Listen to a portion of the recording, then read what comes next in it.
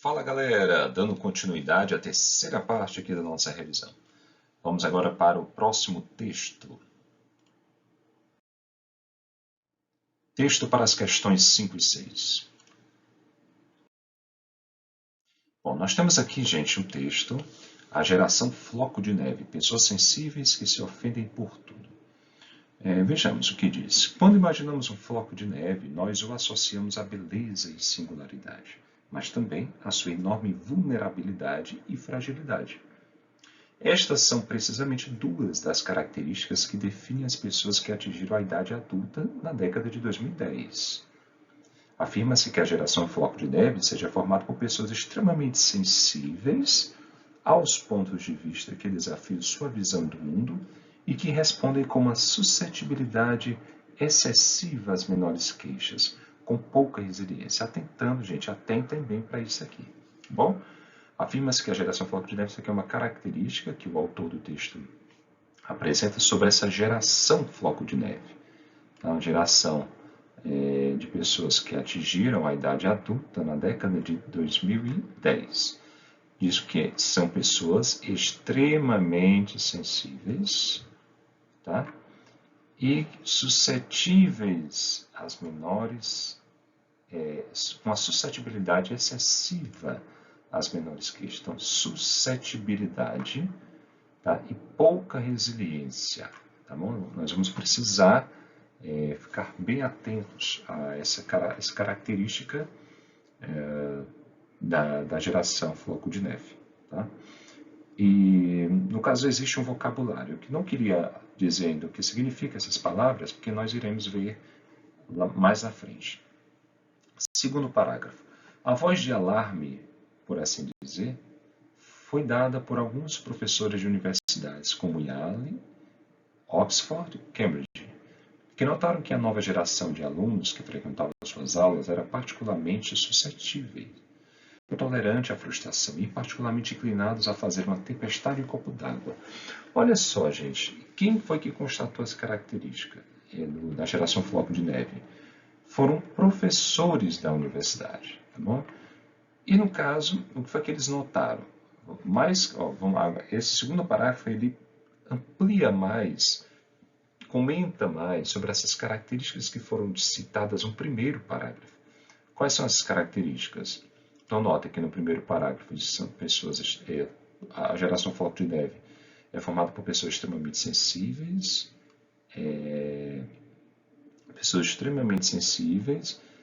que respondem com uma suscetibilidade excessiva às queixas. Pessoas quando vão questionar, né, esse pessoal que é da geração floco de neve, elas são muito agressivas, elas não são compreensivas, não são tolerantes, tá? Tem pouca resiliência, não são capazes de lidar com frustrações, com aquilo que se opõe a elas. Tá? Então, olha só o que diz o segundo parágrafo. São particularmente suscetível, não tolerante à frustração, ou seja, pouca resiliência, e inclinada a fazer uma tempestade em copo d'água.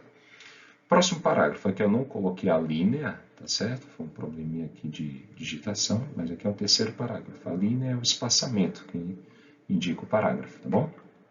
Então diz aí, cada geração reflete a sociedade que eles viveram. Dizem que as crianças saem mais ao padrão da sua geração que aos pais. Ou seja, se identifica mais com a sociedade, né, com o padrão social da sua geração do que com os próprios pais. Não há dúvida de que, para entender a personalidade e o comportamento de alguém, é impossível abstrair do relacionamento que estabeleceu com seus pais durante a infância e a adolescência. Mas também é verdade que os padrões e expectativas sociais também desempenham um papel importante no estilo educacional e moldam algumas características de personalidade. O que é que esse terceiro parágrafo está afirmando? Que a personalidade da criança, obviamente, que ela se baseia no seu relacionamento com os pais, tá bom? Aqui, ó, seu relacionamento que estabeleceu com os pais durante sua infância, mas também Esse macho também dá a ideia de adição, tá bom?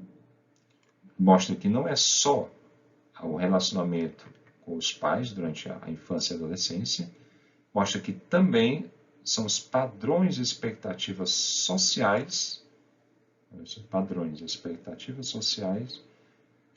que desempenham um papel importante na educação, que moldam as características da personalidade da criança. Então são duas coisas, tanto a relação com os pais, quanto sua própria geração, as pessoas com quem ela convive, a criança convive, entre o seu meio social, né? Na própria sociedade, seus amigos, pessoas com quem ela convive. Podemos dizer então, resumidamente, que a sociedade é a terra onde a semente é plantada e crescida. Os pais são jardineiros, que são responsáveis por fazer crescer. Tá bom? Então vamos seguir adiante. Aqui diz: isso não significa que todas as pessoas de uma geração respondam ao mesmo padrão.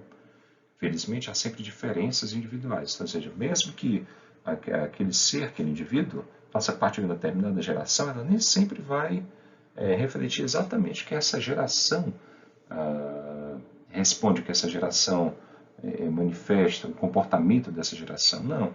Existem aspectos individuais, diferenças individuais. Tá bom? Isso é o que diferencia um indivíduo do outro, essa individualidade. Por isso a palavra indivíduo. No entanto, não se pode negar que as diferentes gerações têm metas, sonhos e formas de comportamento característicos que são resultado das circunstâncias que tiveram de que viver e, em alguns casos, tornam-se inimagináveis em outras gerações. Ou seja, uma geração tem a sua marca, a sua identidade, e que muitas vezes nem se imagina que essa marca, outra geração nem imagina essa identidade dessa outra geração, dessa geração anterior. Tá bom?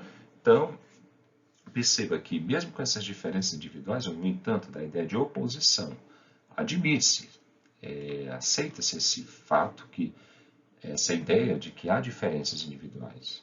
Contudo, há uma ideia de oposição agora. Ó.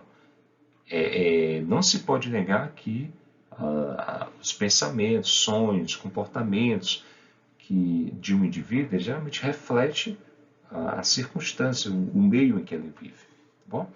Então, a conclusão, vimos agora a conclusão. Claro, o mais importante é não colocar rótulos, mas analisemos para entender o que está na base desse fenômeno, para não repetir os erros e para que possamos dar devida importância a habilidades de vida tão importantes quanto a inteligência emocional e a resiliência. Então, aqui está o que é a conclusão quer destacar. Com base em tudo que foi discutido ao longo do texto, o que é que o autor do texto quer defender aqui? Que não é interessante colocar rótulos, chamar, por exemplo, a geração de geração floco de neve.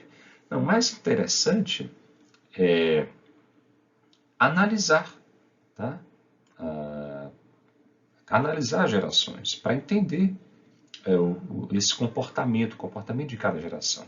Mas para que tudo isso? Para não se repetir erros do passado e para dar importância, né, a algumas habilidades, como a inteligência, assim como também dá importância à inteligência emocional e à resiliência, que é a capacidade de superar desafios.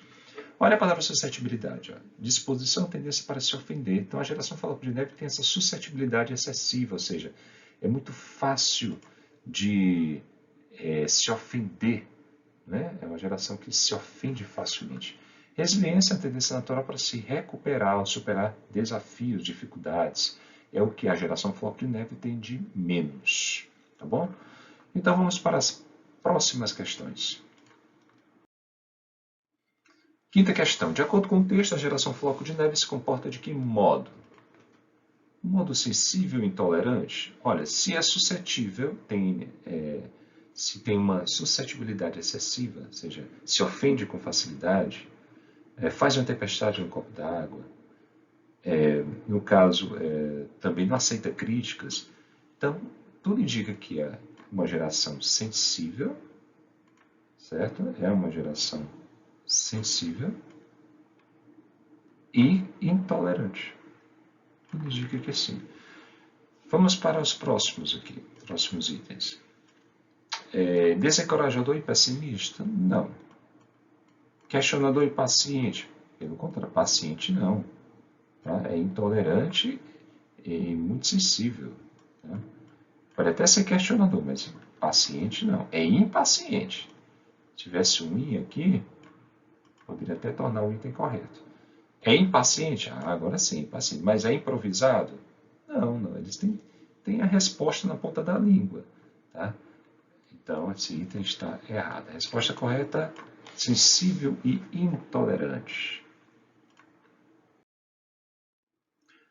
Agora, uma questãozinha de gramática. Tá? Nesse período, ou seja, essa expressão, geralmente o período pode coincidir com uma frase, ou o período pode ser a parte de uma frase. Tá? Então, é impossível abstrair do relacionamento que estabeleceu com seus pais durante a infância e a adolescência. Mas também, já até discutimos durante a leitura do texto, não é? Se mas também, o mais da ideia de oposição, certo? Certo. Aqui o mais, da ideia de oposição. Só que esse também, junto com mais, aí dá a ideia de adição. Então, a resposta correta é aqui, esse item, adição. Então, além do relacionamento com os pais, tá, com os seus pais, também o que molda, né, o comportamento, né, do indivíduo são esses padrões, expectativas sociais da geração. Tá bom? Então, uma ideia de adição. Ok, galera? Valeu, espero que tenham aprendido. Um grande abraço.